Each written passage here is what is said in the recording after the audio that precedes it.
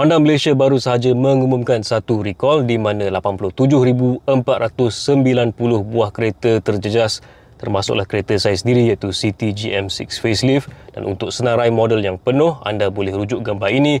Ada Jazz, ada City GM6, ada Odyssey, ada Civic yang baharu, ada Civic yang lama dan juga CR-V yang baharu. Dan recall kali ini adalah berkenaan dengan dia punya fuel pump. Dan ada dua jenis defect di sini. Yang pertama adalah berkenaan dengan dia punya fuel pump impeller, di mana benda ini boleh mengembang apabila direndam dalam minyak, dan kalau kita tak repair, ada risiko untuk kereta tak boleh start.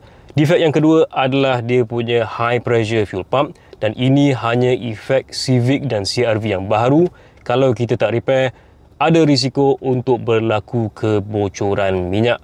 Jadi kalau anda adalah pemilik kepada model-model Honda yang disenaraikan tadi, boleh dapatkan kepastian di website productrecall.honda.com.my. Kita boleh key in kita punya VIN number untuk pastikan betul-betul yang unit kita terjejas. Jadi saya dah key in saya punya VIN number dan memang unit ini terjejas.